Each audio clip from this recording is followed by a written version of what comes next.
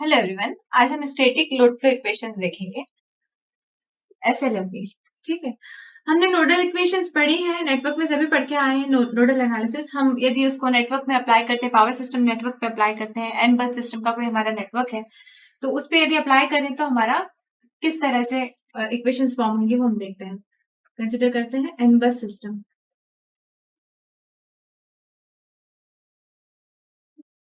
तो यदि हम मानते हैं नोडल इक्वेशंस कितनी बनेगी, हमारी nodal equations nodal current equations बनेगी। ठीक है, तो हम यदि मानते हैं total current entering at ith bus of n bus system, total current entering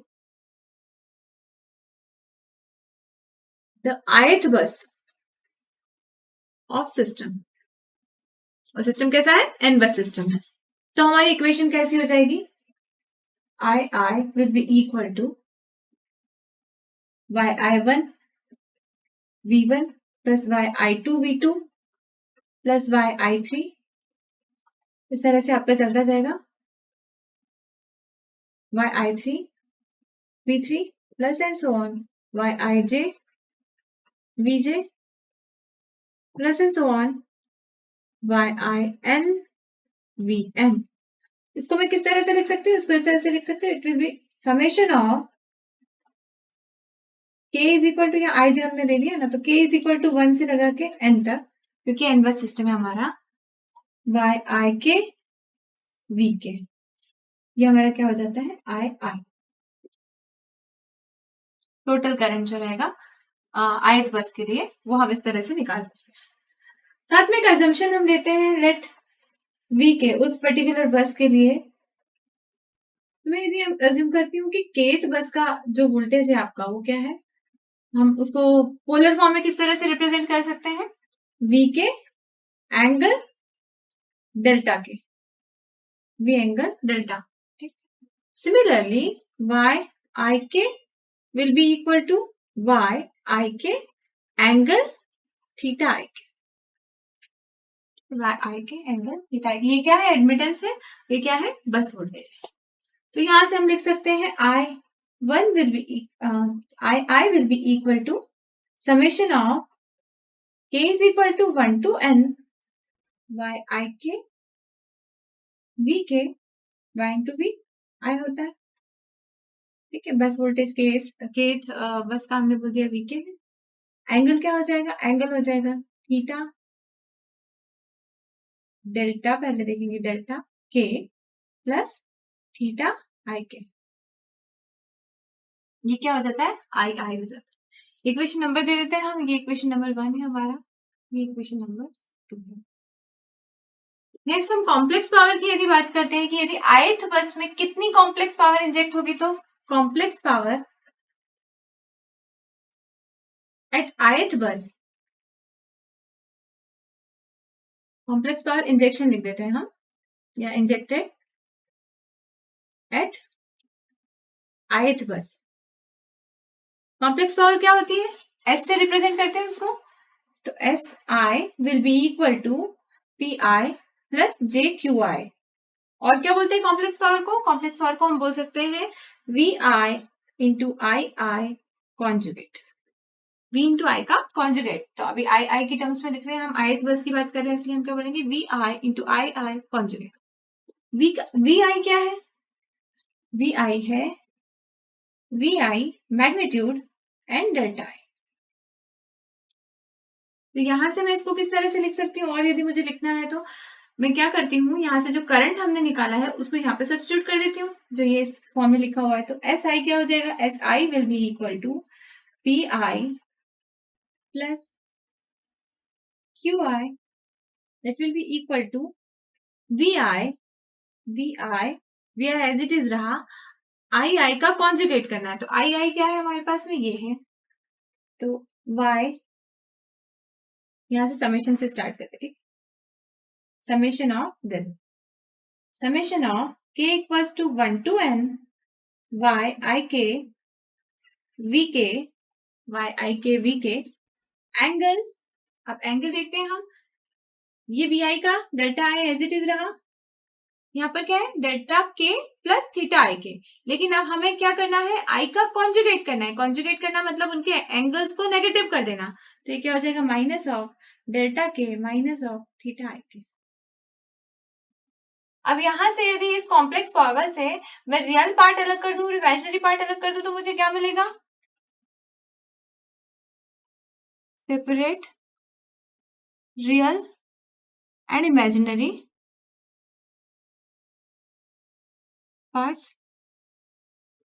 हमें मिलेगा पी आई, क्योंकि ये क्या है, अगर मैं रियल पार्ट अलग कर दूं इमेजिनरी अलग कर दूं तो जे किसके साथ में, क्यू के साथ में है, और रियल पार्ट हमारा क्या है, पी आई है।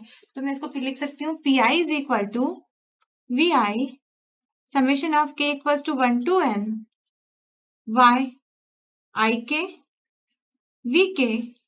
रियल पार्ट क्या हो जाएगा, कॉस की टर्म्स हो जाएंगी, cos of delta I minus delta K minus theta I के, where I is equal to 1, 2, 3 up to number of buses. Similarly, QI क्या हो जाएगा, QI हो जाएगा VI summation K equals to 1 to n Y I K V के। Q की term है, imaginary part है, तो यहाँ पे क्या आ जाएगा, sine of delta I minus delta K minus theta I K, where I is equal to 1, 2, 3 up to n। तो ये जो हमारी इक्वेशंस निकल के आई हैं,